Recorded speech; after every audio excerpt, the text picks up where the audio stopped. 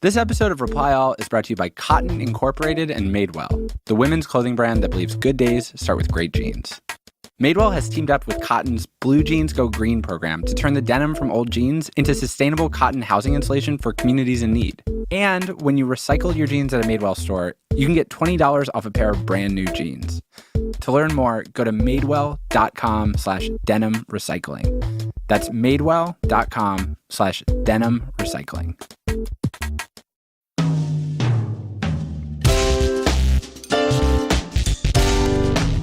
From Gimlet, this is Reply All. I'm Alex Goldman. And I'm PJ Vogt. And this week, we are debuting a new segment. Is that true? It is true. Okay, so here's the deal. Right now, we are living in a time where the amount of things that I am supposed to be mad about on a given day has greatly outpaced my ability to be mad or even pay attention to all of them. Right. And so we're introducing a new segment called Why is Everybody So Mad and Do I Have to Be Mad Also? Which is where you go find out about something and then we rate it from 1 to 10 and we decide if people have to care about it. Obviously, I asked Matt Farley to do a theme song for it. There's an information overload. Everybody's ready to explode. Fake news, strong views, so many sides, which one to choose? I don't want to lose, I'm so confused. Oh. Why is everyone so mad? And do I have to be mad also? Have you noticed that all of these segments we have, it's like Alex has to go do the work and then you have to sit in the studio and hear him talk about it? No, I haven't really noticed that. Anyway, the thing that last week I asked you to go check out is this ISP thing. Everybody on the internet, and actually everybody, it was the progressives who are terrified about Russia, but also people on Breitbart, the political spectrum in America was super mad, saying, oh, Trump and the Republicans just passed this new law, and now your ISP, Comcast, Verizon, whoever, they can now just spy on your browsing history. And so last week, I just asked you, do I have to care about this? Does anybody have to care about this? If so, how much? If not, great. What have you learned? Okay. It's a tall order, man. I love to not care. All right, so let me just clarify what actually happened. In October of last year, the FCC under Obama passed a bunch of privacy rules that would have made it so internet providers like AT&T and Verizon can't sell your personal information to advertisers unless you give them permission. And those rules were set to go into effect at the end of this year. Okay. But then a couple weeks ago, Congress was like, we don't need these privacy rules. We're going to kill them. And that is what people are upset about. Yes. So the people who are freaked out because right now, your internet provider can basically see every site you visit. Even if you clear your browsing history. They have this list, and they're allowed to hang on to it if they want to. They're allowed to sell it if they want to. So the first thing I wanted to know was, why did Congress kill these privacy rules in the first place? Mm-hmm. So I went straight to the source. I went to You went to Congress? I watched the Senate debate about this bill. And before it even starts, this guy has to get up on the Senate floor and say just the title of the resolution. Resolution providing for consideration of the joint resolution, Senate Joint Resolution 34, providing for congressional disapproval under Chapter 8 of Title 5, United States Code, of the rules submitted by the Federal Communications Commission relating to protecting the privacy of customers of broadband and other telecommunications services. So everyone starts shuffling around to get in their places on the Senate floor. And while I'm waiting for it to start, C-SPAN plays this delightful classical music. How long is a hearing like this? Hours. You watched all of it? I watched about an hour and a half. Good enough for me. So Jeff Flake, he's a senator from Arizona. He sponsored this bill. He gets up on the floor. Mr. President, I rise in support of my resolution of disapproval under the Congressional Review Act. And he lays out this defense of getting rid of these rules. Now, Congress needs to repeal these privacy restrictions in order to restore balance to the internet ecosystem and provide certainty to consumers. What does that mean? Basically what he's saying is that companies like Facebook and Google can already sell your personal information. And it's just unfair that internet providers like Verizon and AT&T can't do it also. Everybody should be able to get your data and sell it. But the difference is I'm under no obligation to use Facebook and Google if I don't want to. Right. Also, like, as much information as Google has, something that is a little bit reassuring is they don't have everything. Like, the ISP has everything. Right. So I wanted to talk to Senator Flake. Both he and his 23 co-sponsors, all of them declined or did not get back to me. Okay. I also emailed every internet service provider I could think of. The only people I got on the phone with were Comcast, and the woman who answered the phone was like, I am very overwhelmed by the request for comment on this particular bill. What you can do is read our blog post. That's basically every company's official stance. Okay, but then what did the blog say? Is it just like, we're not going to sell your stuff even though we're allowed to? Well, what they actually say is that they don't collect your sensitive data, like healthcare information about your kids, and they don't sell that. So after trying to reach like 36 people, there was only one person who agreed to talk to me. Howard Waltzman.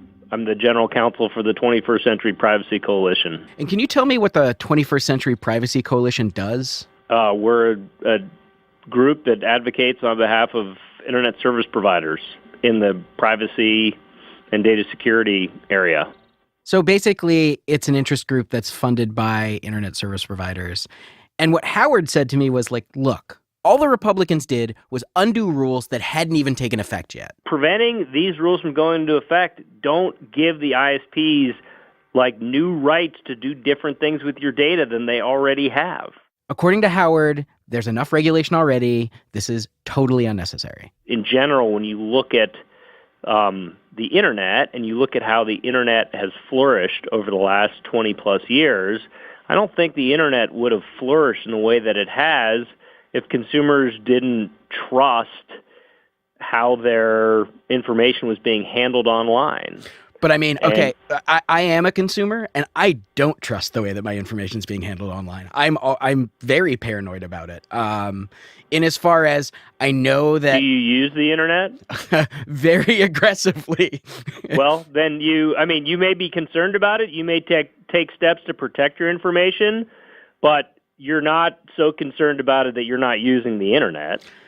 Well, okay. First of all, I do a podcast about the internet, so I have no choice. Have to use it in order to do the podcast. But second of all, it's like the internet is very necessary in order to function in the modern world. But that doesn't mean that I'm not somewhat uncomfortable. I understand that some advertising needs to exist in order for the internet to work, but that does not mean that I'm not concerned about it. Okay. I mean, I already get served quite a bit of ads in my internet browsing and in my day-to-day. Like, does this mean that ISPs will feel emboldened to serve me more ads based on my browsing habits? ISPs will have the same requirements they've had for the past 25 months. So, no, I don't believe they'll feel more emboldened to do anything. So Howard's point is that these companies are responsible, they do right by their customers, and we should just trust them. But the people who are mad about these rules being killed are like, actually, we should not trust them because they have exhibited some extremely sketchy behavior in the past. Like installing spyware on your phone that collects all of your browsing history and your keystrokes, or Jeremy Galula, who works for the Electronic Frontier Foundation, told me they will just put new ads smack dab in the middle of websites. They would add extra ads into the thing? Yes, they would add ads so you had ads in your ads. You know, there was an example where somebody went to the FCC website, we're talking, a government agency, and there was an ad for boots, just right smack in the middle of the page. You could bet the FCC he did not partner with anyone to sell boots from their webpage. Which companies did that? Like big ones, or was it like I'm pretty sure it was Bimble Corp? I'm pretty sure it was a big one. Give me just a second. Okay, so AT&T and Charter have both done it. Whoa. Yeah. When Charter was doing it, they sold it as, quote unquote, enhanced internet service. Oh, go to hell. Oh, I'm not going to say George Orwell, but come on. So, as you might imagine, the EFF is not super happy that these rules have been repealed by Congress.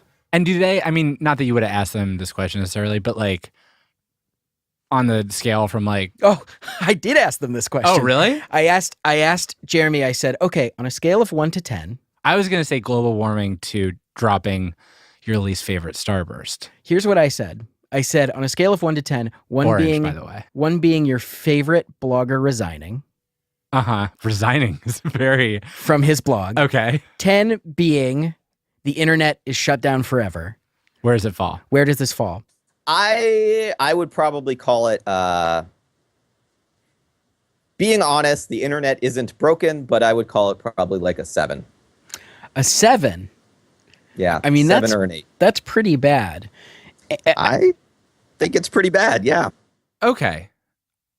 I feel like I'm starting to see the worst case scenario here. I think that it genuinely sucks that I get my internet and my cable from the same place, and they collect information about what I watch from my cable box and what I'm searching for on my internet. I don't like that. It's icky.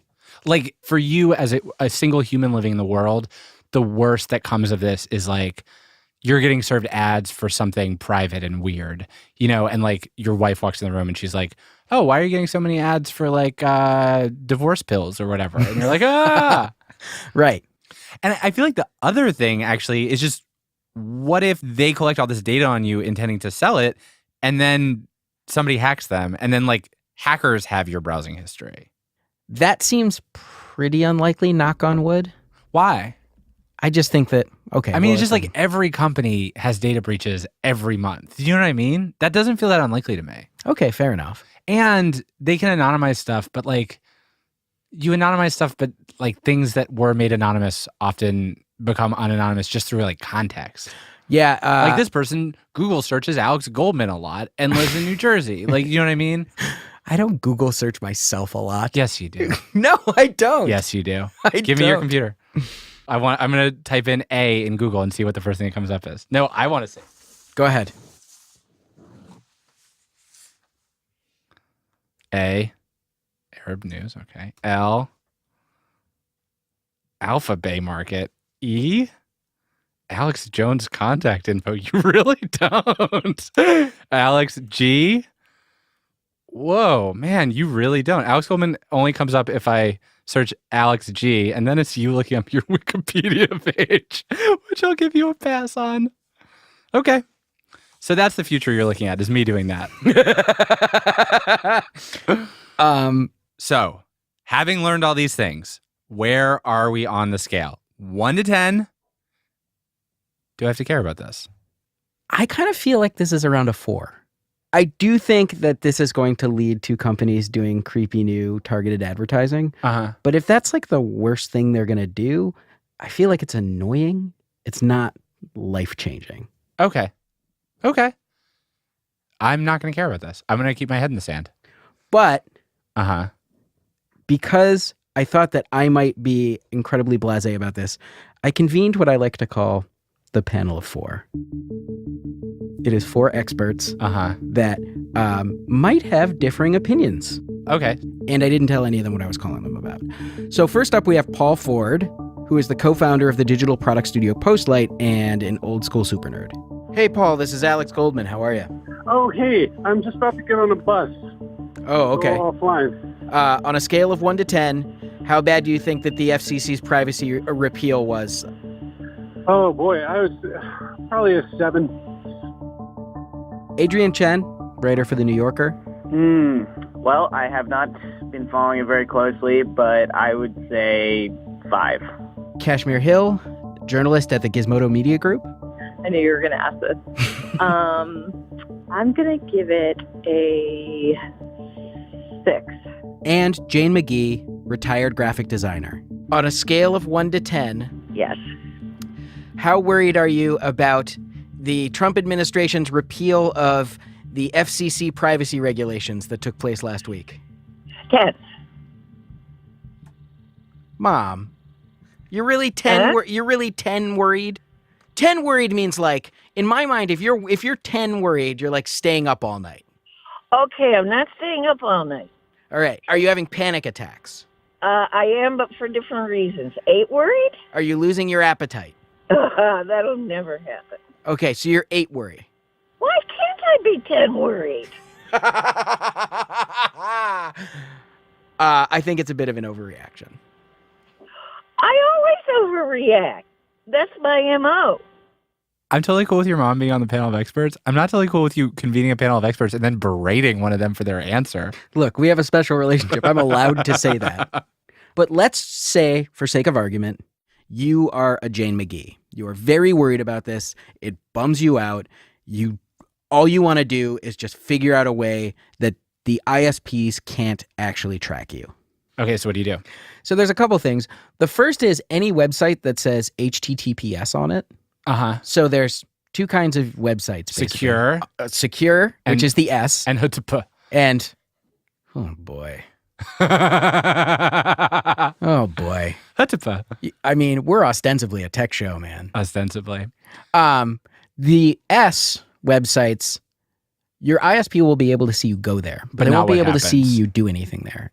Anyway, the other much more secure way to protect yourself is a VPN. And if you don't know what a VPN is, virtual private network. Very good. I used to use them sometimes in Canada because when I lived in Canada, I couldn't watch American Netflix. And the VPN made it so Netflix couldn't tell where I was connecting from. Yeah, a VPN is basically a connection to a computer that's located somewhere else. So when you're browsing the internet, it looks like your traffic is coming from that computer instead of yours. So those are the two obvious ways to hide yourself online. But I discovered another one, which is actually kind of absurd and pretty great. It's designed by this philosopher named Helen Nissenbaum. She's a philosopher? Yes. And Helen said that this thing happened to her. She said, you know, in 2005, I was working on this ethics study with these guys, and I found out that Google was storing all of my searches. And I was like, oh, like, why would they do that? And I said, oh, this is really disturbing. I'm not so happy that Google or the other search companies are keeping a full record of all my searches because some of them I find to be quite intimate. And my colleagues who were computer scientists, they said it's on their servers. So, of course, they're maintaining your search queries. I said, is there anything I can do about it? Can I say, no, I don't want you to? And they said, well, of course not, because they just collect the searches. So it's theirs to keep.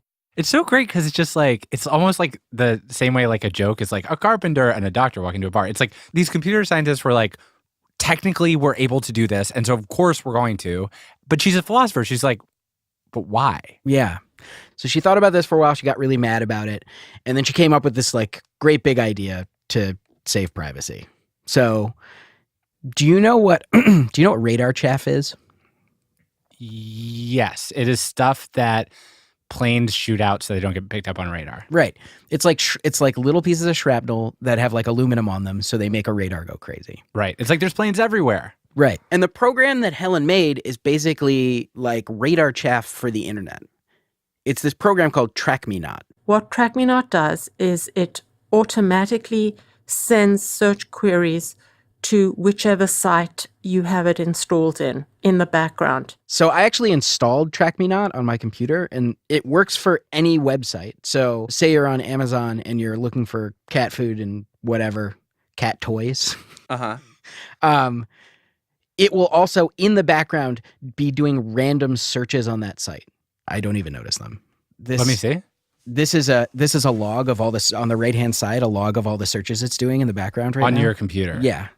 So it's like new $100 inbox, David McLaughlin. CNN had Donald Trump solved. That's great. Yeah. It looks realer than I thought. Yeah, well, they've designed it to make it look like a person doing real searches, so it confuses Google. So it works? Great question. Do you know the answer?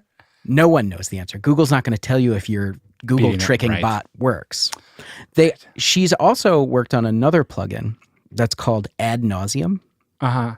And it's a plugin that when you go to a website, automatically clicks on every ad on the page. Oh, that's amazing. Right.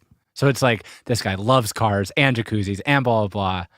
You just seem like a hyper consumer. Totally.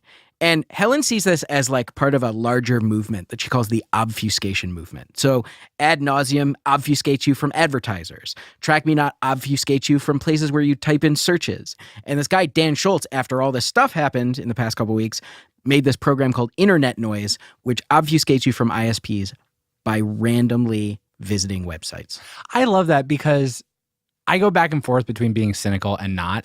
But like, I just like the idea that instead of being mad, I like the idea that you're just like, no, this is going to be like hand-to-hand combat. You know what I mean? Right. Okay, that is it for our first edition of Why Is Everyone So Mad and Should I Be Mad Also?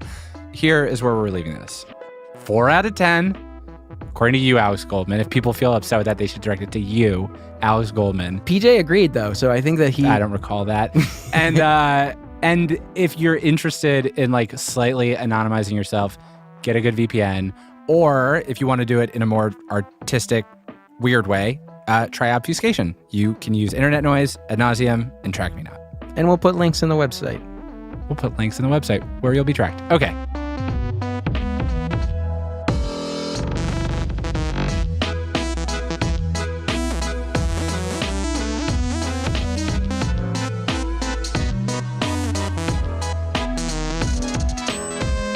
After the break, a man tries to teach a salmon to find gold, and 2 humans reach total transcendence. Stick around.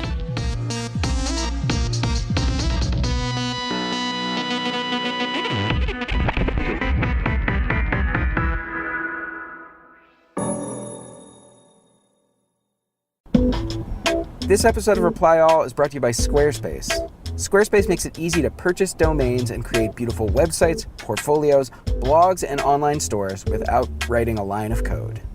Every Squarespace site has built-in search engine optimization and responsive design, which means it looks as good on mobile as it does on your computer. I've got like 15 Squarespace sites right now. Okay. But the obvious question is like, what's next? The obvious question is why. The question you have is what's next? I was thinking Goldman Gabs, which is like where I have like a short interview with someone that I really like. Would you like this to be the inaugural Goldman Gab, PJ? Yeah, give me a question. I'll give you an answer. Why do I like you? Yeah, I can't answer that question for you. Because you're really mean to me all the time. This isn't a question. This is just you criticizing me. Is Goldman Gabs you like interviewing people and then asking them questions that are criticizing them? I practice gotcha journalism, man. Goldman Gotcha is a good site. Do goldmangotcha.com. All right, it's done. Make a website for whatever you love or hate. Or want to gab or gotcha about. Right now, get 10% off your first purchase with offer code REPLY. That's 10% off with the offer code REPLY. Squarespace. Make it beautiful. Gotcha!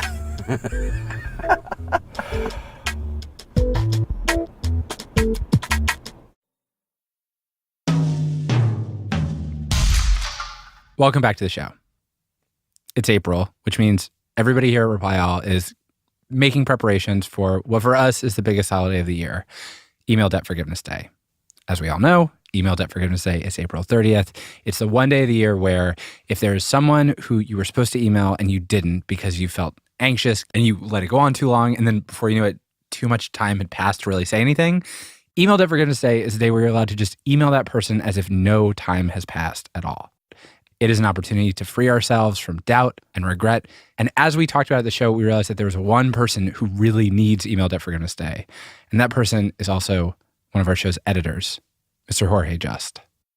How many people do you think you have in your head right now, like avatars of people who are disappointed because you owe them an email?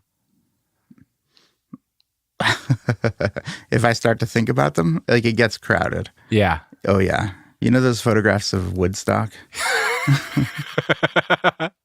Yes. Mm-hmm. Just like, yeah, except they're all frowning.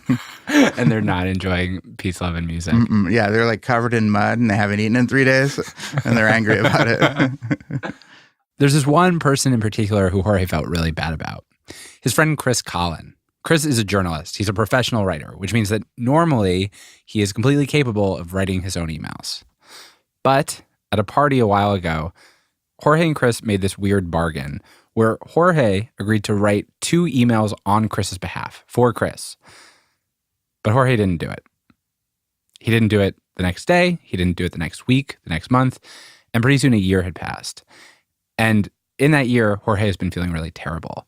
And so we decided to try to take care of it in the studio in preparation for Email Debt Forgiveness Day. And I just have to say, Jorge just, his whole demeanor changed. He looked like a person who is in actual physical pain. Do you want to try to just call Chris? Yeah, yes. Why yes? not? Yes, I think we should call him. All right, let's call him. Hello? Hey, Chris. Hey. So Chris, I'm here with Jorge. Oh, also this is PJ. Hi, PJ. Hi, Jorge. Hello. Can I just ask you some questions? Yeah. Do you remember a party 12 months ago where bartering occurred? That's not how I remember it. I remember this party being 2 years ago, Jorge. So what happened 2 years ago? I had a birthday party. The theme was bartering. You had to barter for something, and then you would get something in exchange. It was your birthday party. Yeah, it was my birthday party. Man, that's different and worse than what I had heard. What did you hear? Oh, that was your wife's birthday party. Jorge, why would you say that? To lighten my psychic load. It was my birthday party, but I remember that he had a really excellent idea, which was he would write 2 emails that I really didn't want to write. That sounds great. That sounds really generous. Well, yeah. I mean, I like to think that he got something pretty good. Jorge, do you remember what you got? I think I got 4 tickets to the theater. No, it was a really good idea. I can't remember if Jorge knew that I was the kind of guy who could really use that. I like to think it was sort of a targeted offer. Right now, I'd like to think that you aren't the kind of guy who could really use that, because that would also lighten my psychic load. Wait, are you saying that this has been hanging over you? Because I feel like it's been hanging over me. I feel like you have owed me these emails, and it's been just one more thing. It's like a third email that I've needed to write. Like it had the opposite effect of what it was supposed to have. Like it was like, oh man, now I should write Jorge and like give him his assignments, but I haven't gotten around to it. So you thought this was your fault? Yeah. No, I felt like he gave me this it's like when you have like a Groupon certificate and you just like, you realize it's been like 4 years and you haven't used it. It just sort of, it's that species of guilt. Well, that's exactly why we called. What's going to happen? Jorge, do you want to tell him? I forgive you.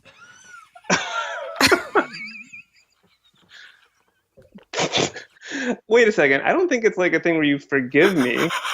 I'm not saying I did wrong by you. I'm just saying I haven't taken advantage of your very sweet offer, but I don't think that was like a crime against you. Yes, I feel like I owe you. Yes, this has been hanging over me. Like I'm a bad person who says he's going to do something and then doesn't do it. I mean, but technically you definitely do owe me something. I think 2 things, actually. 2 things, yeah. Do you have 2 emails that you still want written for you? Or at this point, it would be better just like scuttle the whole deal? You couldn't pay me to scuttle this deal. I mean, is there one that comes to mind right now? Yeah. I've got like literally a decade old collection of emails that it would be nice for him to deal with. Like strangers who wrote me notes and they were so sweet that I wanted to write like really meaningful replies and I just didn't. What's the worst one? Well, I wrote a story about a man named Randy who subletted an office from me when I was not going to be in the office. And he was an older guy, super eccentric. And he would, every time I would see him, he would like have some new scheme about like training a Malaysian raven to tell whether a man was wearing a hat or not. Or he had once been in Alaska and he had tried to teach salmon to find gold for him. He had a lot of schemes. He was a really fascinating guy. And he was living, I realized he was living at this office that I had rented to him. It started to become clear that he was sort of quasi-homeless. And the other people at the office were getting increasingly upset about it. And I just sort of felt like, I don't know, I got sort of caught in the middle of this whole thing, and I was sticking up for him, and I felt like it was about it was like a referendum on what was happening in San Francisco in this very micro way. Mm-hmm. The funky people were getting edged out. And then one day I got a call that Randy had died, and it turned out my business card was the only thing they found in his pockets. So Chris wrote an article in the newspaper about Randy. He wrote about Randy's scheme to open a hot dog hut in Thailand and his plan to build the world's first 1 million-gallon aquarium. And when the article was published, people who'd known Randy wrote to Chris, people who wanted to share their memories of Randy and say how much the article had meant to them. And I just couldn't, I never got around to writing back to them. I don't know how to explain how I'm such a horrible person. They just like sat there, and it was like 1 year, and then it was 2 years, and then now it's a decade. Well, it's not that you're a horrible person. It's that you don't do it at first because you want to do it really well. And then the longer you wait, the better it has to be. Right. And so starting on day 2, it just becomes more and more impossible every day. Yes, that's true. It snowballs. Yeah. I know a guy who's really good with emotional snowballs. Okay. All right. Oh my God. I mean, I can't even tell you how I really feel like I would lose 10 pounds if you wrote back to these people. I would be happy to do this. Okay. Just due diligence here. Tell me, are you going to write quick little notes? Sorry, bro. Didn't get a chance to write back to you. Or are you going to sweat this as much as I have been meaning to sweat this? I mean, before you ask that question, I will admit I was just going to send the shruggy emoticon. We will write these emails. I can't wait to see what I write.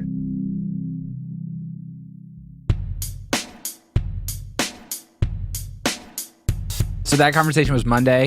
Jorge turned around the emails on Tuesday. Chris made his changes and sent them out to the people who'd been waiting on them for nearly a decade by the end of the day on Tuesday. Both of them, I'm happy to report, are now free of all worry, pain, and anxiety. They walk around beaming like they've achieved a kind of transcendence, because they have. If you would like to join them in that transcendent state, Email Debt Forgiveness Day is April 30th. We hope you will use it to unburden yourself of email debt. Also, if you have just a huge email debt story, something that's been weighing you down, we want to hear about it. You can send us an email at replyall@gimletmedia.com. Use the subject line email debt so we know to look for it. Maybe we'll call you and talk to you about it on the show. Also, if you want more information about Email Debt Forgiveness Day, we made a webpage for it. It's at emaildebt.club.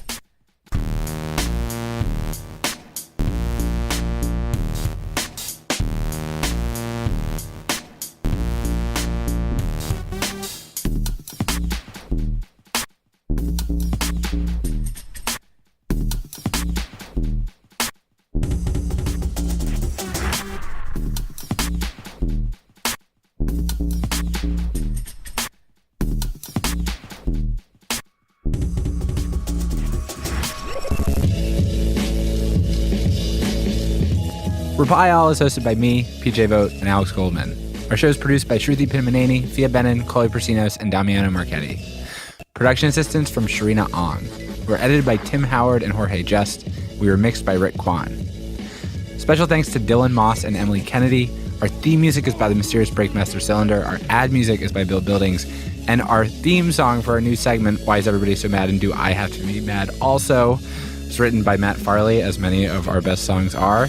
Matt is available to write custom songs for you for a reasonable fee. Just check out his website. It's Motern, Motern media.com. Our logo is by Matt Lubchansky. Matt Lieber is the first cookout of the year. You can visit our website at replyall.limo. You can find more episodes of the show on iTunes or Spotify or wherever you listen to podcasts. Your choice. Thank you for listening. We'll see you in 2 weeks.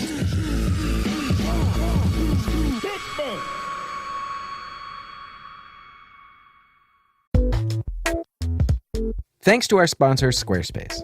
Squarespace makes it easy to purchase domains and create beautiful websites, portfolios, blogs, and online stores without touching a line of code. Get 10% off your first purchase with offer code REPLY. Squarespace. Make it beautiful. Reply All. It's produced by Breakmaster Cylinder. Welcome once again to Yes, No, where our boss, Alex Bloomberg, finds stuff on the internet and comes to us to explain it to him. All right, so I have this tweet, and it says, cuckball, Hufflepuff, cuckball, Manosphere, 4chan, cuckball. BJ Vogt, do you know what this tweet means? Yeah. Alex Goldman. Yes. Nazneen. Yeah. Shruti. Yes. Damiano. Yes. Schneider. Really? Chloe Prasinos. Yes. Matt Farley. Fia Benin. Yes. Kalila Holt. Yeah. Tim Howard. Yeah. Zardulu. You get used to it. Alex Bloomberg, do you know what this tweet means? I do not. All right, let's get into it. So, the internet is kind of like a nightmare cesspool that is full of offensive stuff. Got it. It seems like we're yes. All right.